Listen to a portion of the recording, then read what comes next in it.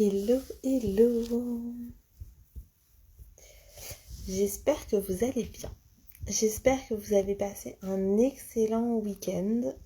Et on est encore dimanche soir, donc c'est encore le week-end. On peut encore en profiter un petit peu. Pour ceux qui ne me connaissent pas, je suis Stéphanie Loyer. Je suis la fondatrice de Raise Yourself. J'accompagne les gens à réaliser leurs rêves.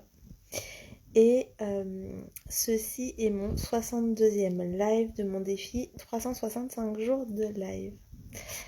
Aujourd'hui, j'avais envie de vous parler du point commun entre Princesse Sarah, le dessin animé, je ne sais pas si vous connaissez, un stage de méditation que j'ai fait et le coucher de mes enfants. Alors, si vous êtes là, mettez-moi un petit coucou, ça me fait toujours plaisir. N'hésitez pas à poser des questions, à partager, commenter ce que je dis. Et si vous regardez un replay, mettez-moi un petit hashtag replay. Et pareil, n'hésitez pas à commenter ou à me poser vos questions. Je serais ravie vraiment de vous répondre. Alors, le point commun entre Princesse Sarah, un stage de méditation et le coucher de mes enfants. Je ne sais pas si vous connaissez le dessin animé Princesse Sarah, mais moi c'était un de mes dessins animés préférés en fait quand j'étais petite. Et il se trouve qu'il passe en ce moment sur Netflix et du coup je le regarde avec mes enfants. Et c'est l'histoire en fait d'une petite fille qui vient des Indes et dont le papa travaille en Inde et la laisse en quelque sorte dans un pensionnat de jeunes filles à Londres. Et du coup, lui, il s'en va vivre sa vie. Elle est plutôt riche. Donc, elle a de belles toilettes, des robes magnifiques. Et en plus, elle a vraiment un cœur en or. Elle est vraiment très, très, très gentille. Il y a une fille, en fait, du pensionnat qui est très, très jalouse d'elle. Et il y a la directrice du pensionnat, Mademoiselle Mangin, qui est vraiment infecte avec elle. Et elle reste toujours hyper gentille, hyper douce, très sage. Sage dans le sens sagesse, hein, pas dans le sens de ne pas faire de bêtises. Et elle se prend d'affection pour à la fois les domestiques, les autres personnes du pensionnat. Et voilà, donc ça se passe comme ça. Son père est très très riche. À un moment donné, ils apprennent que le père devient propriétaire en fait d'une mine de diamants en Inde. Et du coup, la directrice regorge en fait d'attention envers cette pensionnaire. Elle est à la mettre vraiment en avant pour sa richesse en fait, en quelque sorte, sa richesse financière. Et un jour, tout s'arrête. Un jour, tout s'arrête. Un jour, cette princesse, comme l'appellent les autres, la princesse Diamant. Je ne veux pas vous le spoiler, le dessin animé, mais en tout cas, un jour, son père meurt et du coup, elle perd tout ce qu'elle a. Alors là, il y a ma fille qui est venue. Je ne veux pas vous la montrer. Donc, non, tu vas te coucher là. Et du coup, en fait, elle perd tout ce qu'elle a, elle devient pauvre et du coup, elle devient elle-même domestique du pensionnat.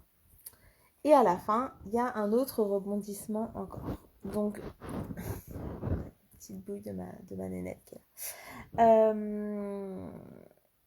Donc ça, c'est quelque chose qui c'est comme un cycle en fait où on peut voir un peu le côté fastueux de la vie et en même temps un peu le revers de la médaille en quelque sorte.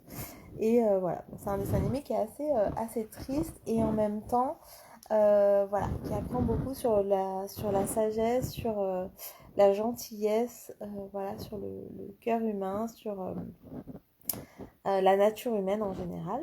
Bon, ça, c'est quelque chose d'une part.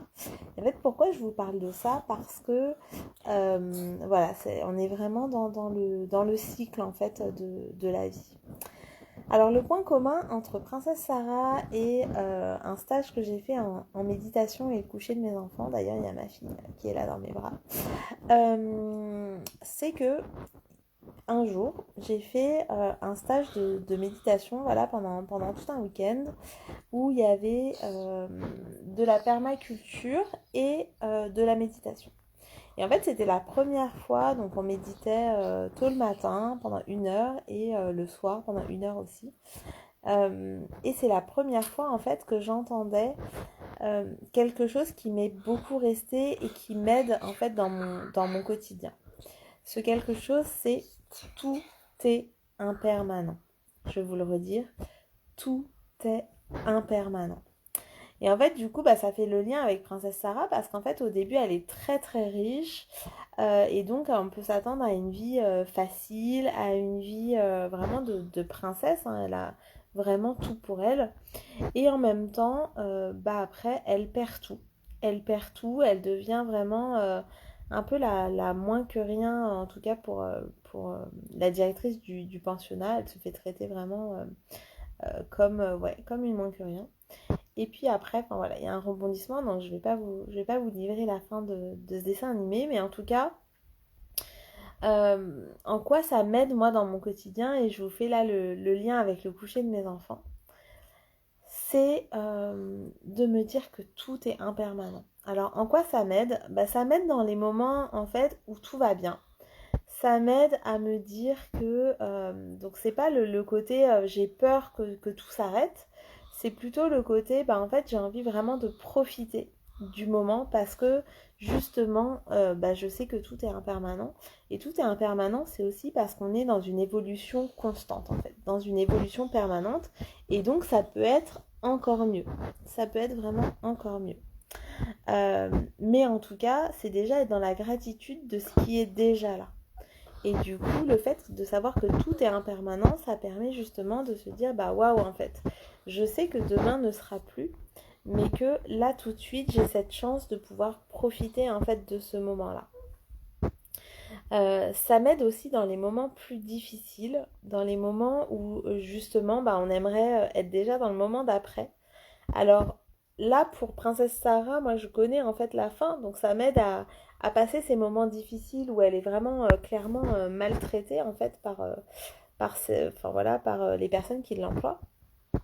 Mais dans la vie, en fait, la vérité c'est qu'on ne sait pas ce qui va se passer après. Sauf que si on sait que tout est impermanent, et ça on le sait, bah, du coup ça aide à faire passer les choses plus vite.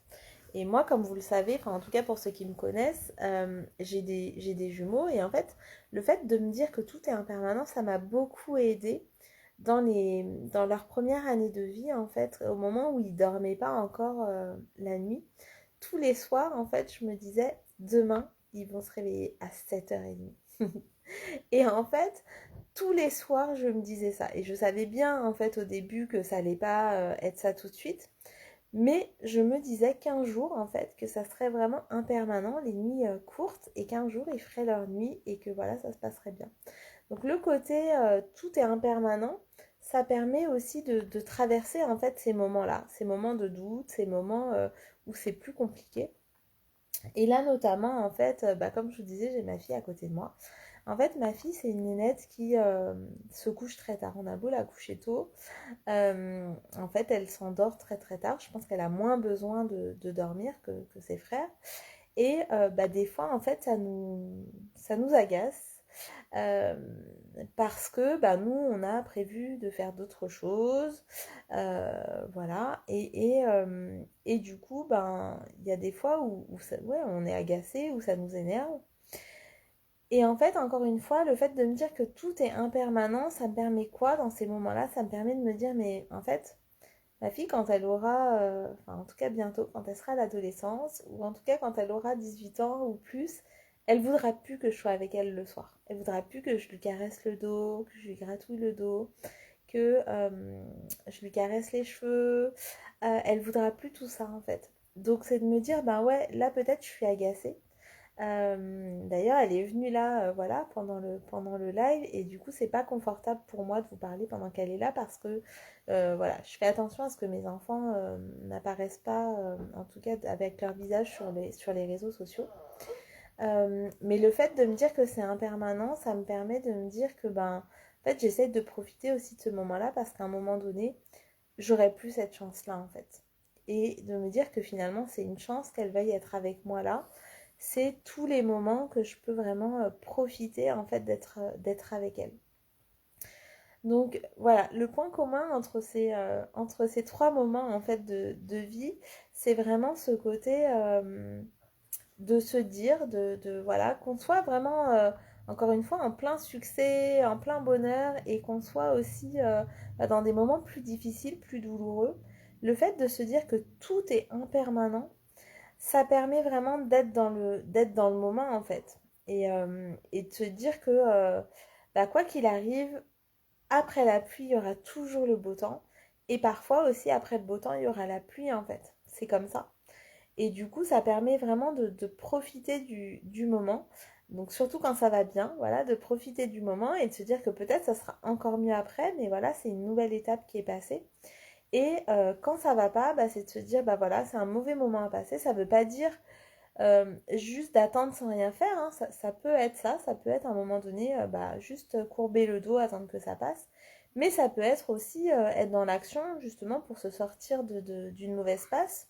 Donc ça ne veut pas dire être inactif, mais ça veut dire qu'on sait que tout est impermanent, que tout évoluera à un moment donné. Et du coup, ça aide en fait à traverser les moments de vie, en fait, bah, tous les moments de vie, tout simplement. Donc pour moi, c'est quelque chose qui est très très fort. Et c'est vrai quand je suis dans des moments où l'émotion est très forte, et notamment quand c'est des émotions qui sont désagréables, je me laisse traverser par l'émotion parce que je me suis rendu compte que quand j'essayais de la contourner, en fait, elle revenait de plus belle. Mais simplement, je me dis, en fait, je me raccroche à ça, à tout est impermanent. Par exemple, quand j'ai des douleurs aussi, quand ça m'arrive d'avoir mal quelque part, je me dis, tout est impermanent. Et en fait, dans la méditation, pourquoi c'était venu ce tout est impermanent, c'est que souvent, enfin là, c'était en l'occurrence une méditation en silence et immobile. Et du coup, il nous disait, essayez en fait de, même si vous avez le nez qui vous gratte, enfin voilà, si vous avez euh, quelque chose en fait qui vous passe par le corps, dites-vous, essayez en fait de ne pas vous gratter. Évidemment, si c'est trop fort, faites-le, mais en tout cas, essayez de ne pas le faire et vous verrez en fait, vous vivrez que tout est impermanent. Et une fois qu'on l'a vécu, on se dit, ah ouais, bah sur le moment, ouais, j'ai le nez qui me gratte et j'aimerais juste gratter en fait. Euh, et ben on se rend compte que bah voilà, une fois que c'est passé, on est passé à autre chose et que c'est en fait c'est juste la vie qui est comme ça quoi. C'est la vie qui est comme ça. Donc voilà, moi je sais que ça m'a aidé à shifter pas mal de choses dans ma vie, de me dire que tout est impermanent. Euh, voilà, et notamment, encore une fois, dans les moments inconfortables, mais aussi dans les moments de réussite, ça permet vraiment d'ancrer en fait bah, ces bons moments-là, de se dire que bah ouais, peut-être demain ça peut s'arrêter, ou peut-être juste ça peut évoluer et être encore mieux, mais déjà d'ancrer ce moment-là parce que tout est impermanent. Donc c'était le partage que je voulais faire avec vous aujourd'hui. N'hésitez pas à me dire, vous, voilà, si ça résonne pour vous, à quel moment vous vous êtes dit ça, ou comment ça pourrait impacter en fait votre vie, de vous dire que tout est impermanent. Et bah, je vous souhaite une très très belle soirée, je vous embrasse très fort, et puis je vais profiter d'être avec ma fille le temps qu'elle s'endorme. Voilà, je vous embrasse très fort et je vous dis à demain.